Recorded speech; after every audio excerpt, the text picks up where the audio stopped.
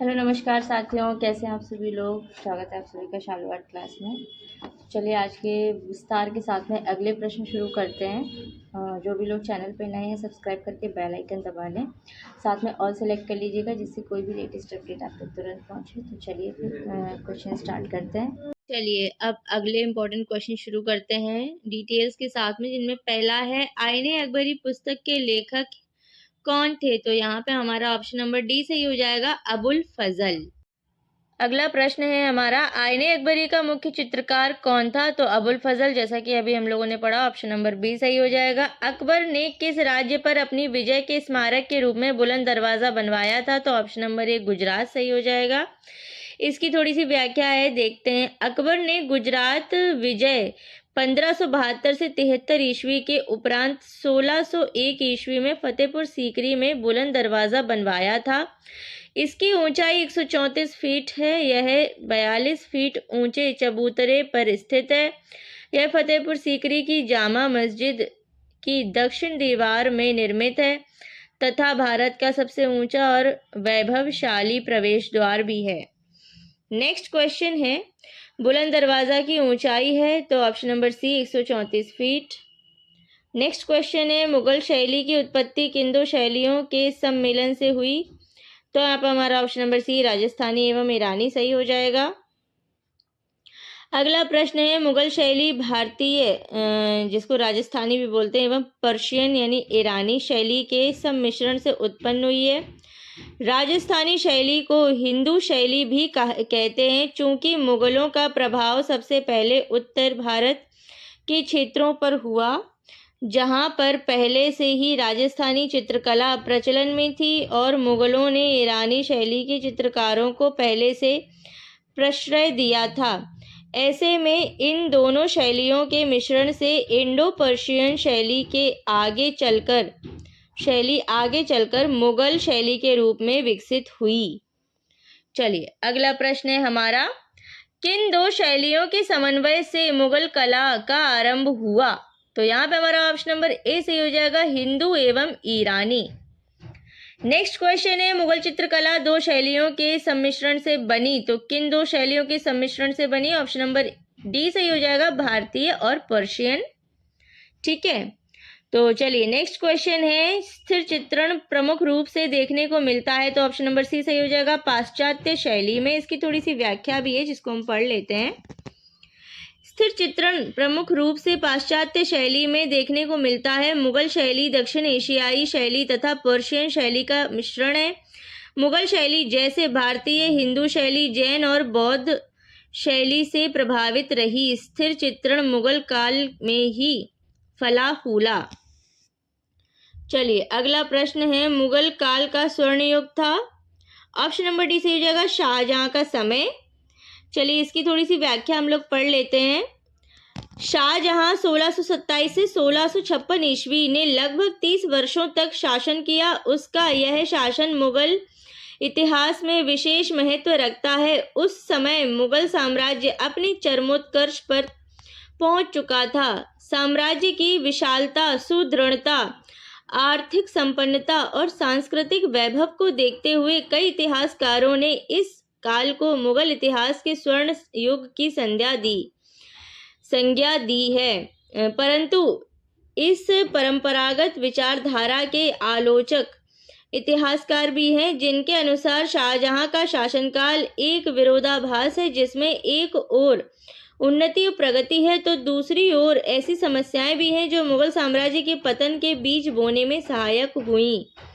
इसके कुछ अन्य महत्वपूर्ण तथ्य भी देख लेते हैं। शाहजहां का शासनकाल सही अर्थों में मुगल स्थापत्य कला का स्वर्ण युग माना जा सकता है।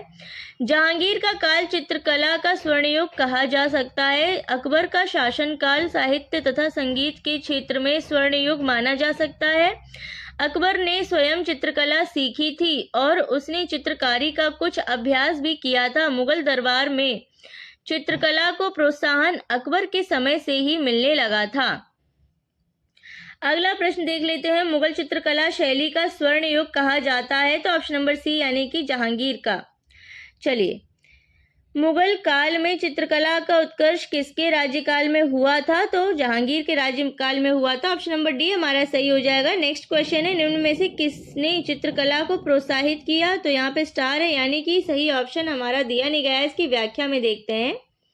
मुगल सल्तनत का संस्थापक बाबर एक अद्भुत कला पारखी था। बाबरनामा में बगीचे में दावत करते हुए उसका उत्कृष्ट चित्र है। अपने संस्मरणों में बाबर ने फारसी कला की ओर, विशेषतः बेहजाद की आलेखन शैली की बड़ी ही सुदृष्टिपूर्ण समीक्षा की है। बेहजाद के विषय में लिखा है कि वह एक कुशल चित्रकार था, परंतु दाढ़ी रहित युवा चेहरे ठीक तरह चित्रित नहीं करता था। बाबर ने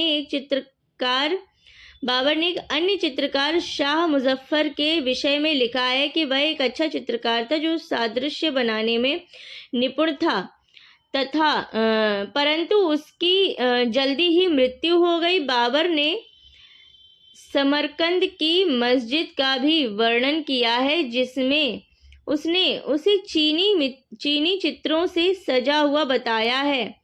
कला प्रेमी होते हुए भी कला की उन्नति में बाबर कुछ नहीं कर पाया, अतः कला की विरासत हुमायूं को सौंपकर संसार से विदा हो गया।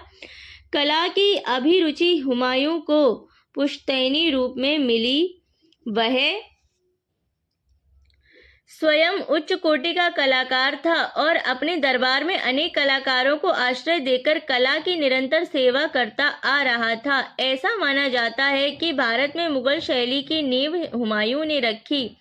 अकबर ने अपने पिता से पाया कला प्रेम और कलाकारों को और भी प्रोत्साहित किया। उसने बड़े बड़े कलाकारों को दरबार में आश्रय दिया और उचित अर्थ एवं सम्मान प्रदान करके चित्रकला की उन्नति के लिए प्रोत्साहित किया। इस प्रकार लगभग 100 उच्च कोटि के चित्रकार अकबर के दरबार की भी शोभा बढ़ाते थे।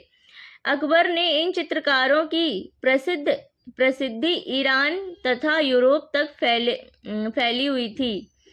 उनमें हिंदू चित्रकार अधिक थे। कला के समुचित मूल्यांकन और कलाकारों को प्रोत्साहित करने के लिए अकबर के दरबार में प्रति सप्ताह चित्रों की प्रदर्शनी लगा करती थी।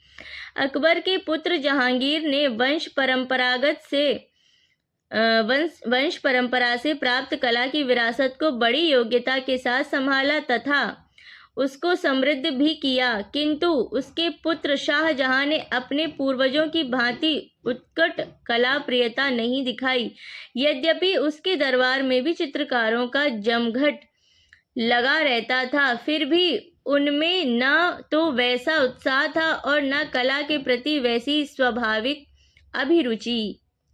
उत्तर प्रदेश माध्यमिक शिक्षा सेवा चयन बोर्ड ने अपनी प्रारंभिक उत्तर कुंजी में इस प्रश्न का उत्तर सी माना था, किंतु संशोधित उत्तर कुंजी में इसका उत्तर गलत बताया है। स्पष्ट है कि चित्रकला का प्रोत्साहन अकबर और जहांगीर दोनों ही काल में हुआ था, अतः विकल्प में दोनों ही के रहने पर किसी एक को अभीष्ट विकल्प नहीं कहा जा सकता है। चलिए अगला प्रश्न देख लेते हैं। मुगल चित्रकला विकसित हुई तो अकबर के समय में हुई। ऑप्शन नंबर बी सही हो जाएगा। मुगल शैली की नींव किसने रखी? तो हुमायूं ने रखी थी। ऑप्शन नंबर बी सही हो जाएगा। इसकी व्याख्या देखते हैं। जो है उत्तर प्रदेश माध्यमिक शिक्षा सेवा चयन बोर्ड ने अपनी प्रारंभिक उत्तर कुंजी में इस प्रश्न का उत्तर विकल्प बी बताया था, किंतु संशोधित उत्तर कुंजी में इस प्रश्न को मूल्यांकन से बाहर कर दिया है। मतलब ये आंसर सही भी हो सकता है और नहीं भी। वैसे बाबर भी इसका सही आंसर हो सकता है, बाबर और हुमायूं में ही कंफ्यूजन हो रहा होगा। चलिए अगला प्रश्न देख लेते हैं। भारत में मुगल चित्रकला का प्रारंभ इनके समय में हुआ, तो यहाँ पे हमारा ऑप्शन नंबर बी सही हो जाएगा, हुमायूं। चलिए अब हमारा अगला प्रश्न है, शिकार के चित्र किस शैली में सबसे अधिक बने? तो मुगल शैली में सबसे अधिक बने। ऑप्शन नंबर बी सही हो जाएगा। इसकी व्याख्या देख लेते हैं। मुगल शैली में आखेट के चित्र अधिक संख्या में बनाए गए। अकबर के समय भित्ति चित्रों पर आखेट का चित्रांकन किया गया। इसके अन्य महत्वपूर्ण तथ्य क्या क्या है? अकबर कालीन भित्ति चित्रों में फतेहपुर सीकरी के महलों में बने हुए आखेट के चित्र विशेष रूप से उल्लेखनीय। जहांगीर एक सौंदर्य प्रेमी बादशाह था। उसके शिकार के चित्रों में सजीवता दृष्टिगोचर होती है। जहांगीर के काल की चित्रकला शैली सूक्ष्मता में अकबर के काल की शैली से कहीं अधिक बढ़ गई। नेक्स्ट क्वेश्चन है, कौन सा मुगल सम्राट चित्रकला को सबसे अच्छा समझता था? तो यहाँ पे ऑप्शन नंबर डी जहांगीर सही हो जाएगा। नेक्स्ट क्वेश्चन है, मुगल बादशाह जहांगीर स्वयं चित्रकला में रुचि लेता था। वह इसका कुशल पारखी था। किसी चित्र को देखकर वह बता सकता था कि उसके विभिन्न भाग यदि अलग अलग व्यक्ति के द्वारा बनाए गए हैं तो कौन सा भाग किस चित्रकार ने बनाया है। इसके कुछ अन्य महत्वपूर्ण तथ्य पर प्रकाश डालते हैं। चित्रकारी में जहांगीर के उत्कृष्ट रुचि का वर्णन गिरिटो, विलियम हॉकिंस और सर टॉमस रोज सदृश यात्रियों ने भी किया है। जहांगीर ने के शासनकाल में चित्रकला के क्षेत्र में भारतीय पद्धति का विकास हुआ। चलिए अगला प्रश्न है, इनमें कौन असंबद्ध है? तो यहाँ पे ऑप्शन नंबर सी बेहजाद सही हो जाएगा। बेहजाद एक प्रसिद्ध ईरानी चित्रकार था जिसका उल्लेख बाबर ने अपनी आत्मकथा तुजुके बाबरी में किया है, जबकि मंसूर मनोहर एवं मिस्किन मुगलकालीन दरबारी चित्रकार थे। इसके कुछ अन्य महत्वपूर्ण तथ्य भी देख लेते हैं। मंसूर एवं मनोहर जहांगीर के दरबार में से संबंधित चित्रकार थे। मिस्किन अकबर कालीन यूरोपीय शैली का चित्रकार था। अबुल फजल ने अपनी पुस्तक आईने अकबरी में मिस्किन का उल्लेख किया है। चलिए अब हमारा अगला प्रश्न है, मंसूर और मनोहर किसके मशहूर दरबारी चित्रकार थे? तो यह जहांगीर के थे। ऑप्शन नंबर बी सही हो जाएगा। अगला प्रश्न है, निम्न में से मुगल चित्रकार का नाम बताएं? तो ऑप्शन नंबर बी उस्ताद मंसूर सही हो जाएगा। चलिए अगला प्रश्न है, मीर सैयद अली किसके दरबार का मुख्य चित्रकार था? तो यह अकबर के दरबार का मुख्य चित्रकार था। ऑप्शन नंबर सी हमारा सही हो जाएगा। इसकी कुछ व्याख्या है। मीर सैयद अली अकबर के दरबार का प्रमुख चित्रकार में से एक था। हुमायूं ईरान से भारत आते समय वहां के दो चित्रकार ख्वाजा अब्दुल समद और मीर सैयद अली को अपने साथ भारत ले आए। मीर सैयद अली के निरीक्षण में प्रसिद्ध ईरानी ग्रंथ दास्ताने अमीर हमजा का चित्रण प्रारंभ हुआ। दास्ताने अमीर हमजा के चित्र चित्रपट श्रेणी में आते हैं। चलिए अगला प्रश्न है, प्रसिद्ध मुगल चित्रकार मीर सैयद अली ने अधिकांश लघुचित्र किस मुगल सम्राट के संरक्षण में तैयार किए? तो यह अकबर के संरक्षण में तैयार किया। ऑप्शन नंबर ए सही हो जाएगा। हमारा अगला प्रश्न है, शबीह चित्रों को किसके समय महत्व मिला? तो अकबर के समय में मिला। ऑप्शन नंबर बी हमारा सही हो जाएगा। चलिए इसकी थोड़ी सी व्याख्या भी देख लेते हैं। शबीह यानी हूबहू व्यक्ति चित्र या रूप चित्र, जिसे अंग्रेजी में पोर्ट्रेट कहते हैं। चित्रों को अकबर के शासनकाल में महत्व मिलना प्रारंभ हो गया था। अकबर ने स्वयं अपना चित्र बनवाया था।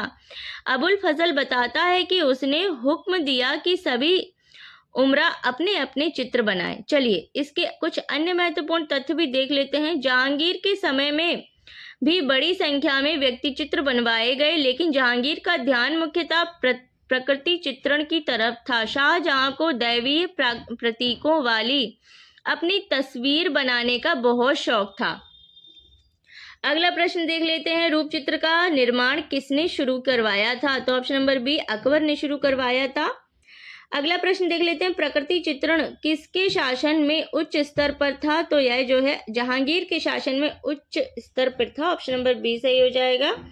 नेक्स्ट क्वेश्चन है, शबीह कहते हैं तो पोर्ट्रेट को कहते हैं। ऑप्शन नंबर ए सही हो जाएगा। अगला प्रश्न है, अकबर और चलिए तो हमारा अगला प्रश्न है, अकबर और जहांगीर काल में किन शैलियों पर विशेष प्रभाव पड़ा? तो यहाँ पे हमारा ऑप्शन नंबर बी सही हो जाएगा, शबीह। अकबर और जहांगीर काल को यदि सम्मिलित रूप से देखा जाए तो शबीह चित्र शैली पर विशेष प्रभाव पड़ा। बादशाह अकबर स्वयं अपनी शबीह या अपना मुखाकृति चित्र बनवाने के लिए बैठता था और इसने अपने दरबारियों के भी चित्र बनवाए। इसके कुछ अन्य महत्वपूर्ण तथ्य भी है। अकबर ने महान व्यक्तियों और अपने पूर्वजों के चित्रों का एक बड़ा मुरक्का तैयार कराया। जहांगीर अपनी आत्मकथा में स्वयं लिखता है कि विशनदास शबीह बनाने में बेजोड़ हैं। जहांगीर ने अपने दरबारी इनायत खां की मृत्यु के समय जो बहुत दुर्बल और कंकाल मात्र हो गया था का चित्र बनवाया। नेक्स्ट क्वेश्चन है, जहांगीर की चित्रशाला में हिंदू चित्रकार था तो बिशन दास था, तो यहाँ पे ऑप्शन नंबर सी सही हो जाएगा। जहांगीर की चित्रशाला में बिशन दास एक प्रमुख हिंदू चित्रकार था। जहांगीर ने अपने दूत खान आलम के साथ फारस यानी ईरान के शाह अब्बास के दरबार में चित्र बनाकर लाने के लिए भेजा था। बिशन दास शाह उनके अमीरों तथा परिजनों के अनेक छवि चित्र बनाकर लाया था। वह छवि चित्र में कुशल था। इसके कुछ अन्य महत्वपूर्ण तथ्य देखते हैं। जहांगीर कालीन एक प्रमुख चित्रकार मनोहर था, जिसका नाम तुझके जहांगीरी में नहीं मिलता। पर्सी ब्राउन ने कहा, जहांगीर के साथ ही मुगल चित्रकला की वास्तविक आत्मा पतनोन्मुख हो गई। जहांगीर कालीन चित्रकार मनोहर बसावन का पुत्र था। जहांगीर ने छवि चित्र में कुशलता के लिए बिशन दास को एक हाथी तथा बहुत कुछ पुरस्कार में दिया। नेक्स्ट क्वेश्चन है, जहांगीर बिशन दास के संबंध में अपनी आत्मकथा तुझके जहांगीरी में लिखता है कि मेरे भाई शाह अब्बास की उसने ऐसी सच्ची छवि बनाई कि मैंने जब शाह के नौकरों को दिखाया तो वे दंग रह गए। बिशन दास ने शेख फूल नामक एक सूफी संत का चित्रण किया है। यह सुंदर चित्र कला भवन काशी में सुरक्षित है। बिशन दास की छवि की अनुकृति बोस्टल संग्रहालय में है। बिशन दास ने नूरजहां का छवि बनाया था। बिशन दास द्वारा बनाया गया शेख सूफी संत का चित्र भारत कला भवन वाराणसी में संग्रहित है। तो उम्मीद है आज के जो है और महत्वपूर्ण प्रश्न आप लोगों को समझ में आए होंगे। लिख के ज़रूर देखिएगा, तैयारी जो है बिना लिखे नहीं हो पाएगी। तो क्वेश्चंस को सुनना भी है और अच्छे से समझना भी है, प्लस लिख के देखना है, रिवीजन करते रहना है। ठीक है, तो मिलती हूँ मैं नेक्स्ट वीडियो के साथ।